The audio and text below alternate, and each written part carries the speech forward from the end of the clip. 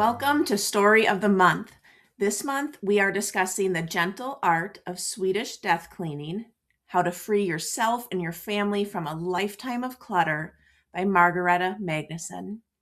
I hope you have enjoyed this quick read this month and have some points you'd like to discuss. If you haven't read it yet, I'll have the link to the book in the comments, and I think you'll still benefit from this book discussion. I'm Holly Miller, and this is Stories of a Lifetime. Please hit that like or subscribe button, share this content with your friends, and say hi in the comments, and start putting your thoughts about this book in the comments as well.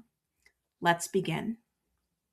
I found this book to be an enjoyable, quick read. I am immersed in the death care industry, so the topic of cleaning out a loved one's home after their passing is a frequent conversation I have with clients.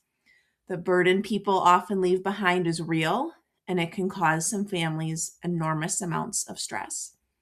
This book covered this heavy topic in a light way. Mrs. Magnusson got her point across clearly without being aggressive, and I think it was a worthwhile read. Let me know what you think. There are 4 takeaway messages that I'm going to go over during this discussion. Of course, if you know me, I could talk about this topic all day.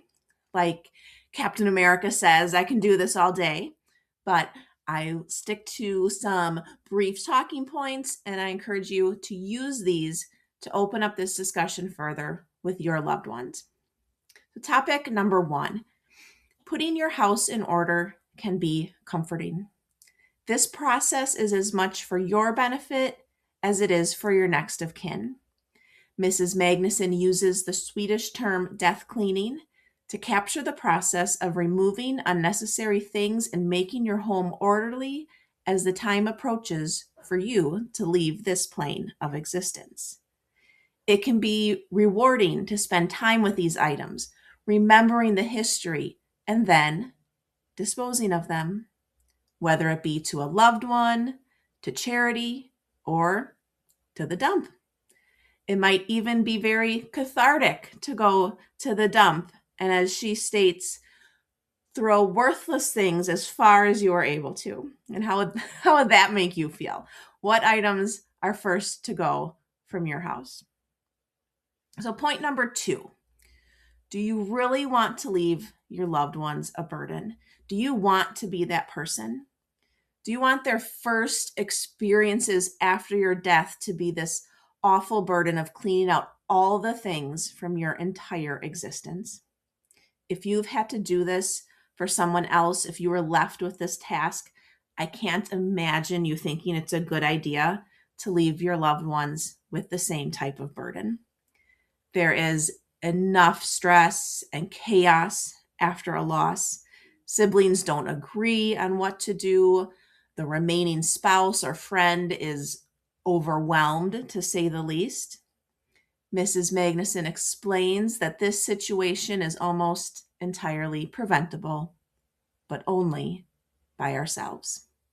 We have to be the ones to make some decisions and part with some things so that our loved ones don't have to stress, worry, or fight over the items left behind. No matter how much they love you, no one really wants to sort through every single item you possess. She teaches us to take responsibility for the things we own, and I like her phrasing on that. I don't get the impression that death cleaning is about minimalism. Let me know if you got that sense. I think it's about thoughtfulness.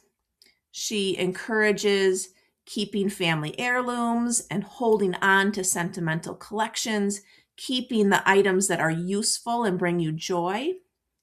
But she's clear that one collection is enough, and not everything your ancestors have ever touched needs to be forever cherished by you.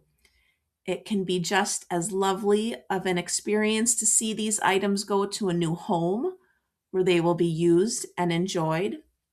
And I love this point she makes. This cycle of consumption we are all part of will eventually destroy our planet, but it doesn't have to destroy the relationship you have with whomever you leave behind.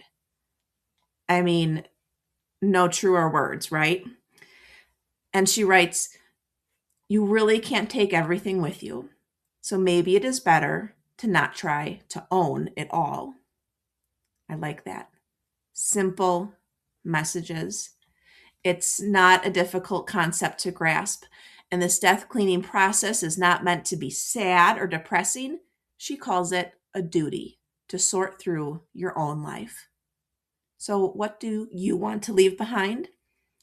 A scavenger hunt through your belongings or a tidy legacy? Point number 3, tell your loved ones what you're up to. Include them in your death cleaning process. They may truly want an item, and that's great. Let them go home with it. You can also get a sense of what no one is going to want. So if you're not really needing it any longer, either you deal with selling it or giving it away, or you are merely leaving the task for someone else. And are they really going to appreciate that? Would you appreciate that? Open up this conversation with your parents or older relatives or friends. Simple questions like, would life be a little easier if we got rid of some of this stuff? Or is there anything we can do together in a slow way so that there's less to worry about later? And if they don't want to have this conversation, don't be surprised if you get stuck with all their things someday. So my question to you at this point is, who do you need to have this conversation with? Now, a totally random point. It does not fit into the 4 takeaway messages I'm highlighting, but I love how she throws in that in Swedish, a man cave is called a male kindergarten. I just think that's awesome. And she has kind of a dry sense of humor. If you caught some of that throughout the book, that she really has some gems in there. Some of them were actually laugh out loud. Point number 4, start big. The small things like pictures and letters don't take up as much room as furniture or a closet full of clothes. Save them for last. Also, these small items tend to be more sentimental, and we can get stuck down memory lane. Starting with pictures or letters can stall our death cleaning process. And honestly, sorting through pictures and letters and small sentimental trinkets will probably be a task that your loved ones may even enjoy. And it could even be helpful to them on their grief journey as they are grieving you. But let's be real, they aren't going to enjoy hauling large items to the curb. Start big. So overall, I enjoyed the message from this book that life can actually become more pleasant and comfortable if we rid our homes of some of the abundance. Death cleaning is not just for the elderly, it can be a way of life. And living with less stuff can ultimately be a relief. What do you think? Thanks for participating in the story of the month. Let me know that you listened to this and add your takeaway message in the comments. Please like and share and do all the things that help Stories of a Lifetime grow and be loved and supported. I appreciate you all.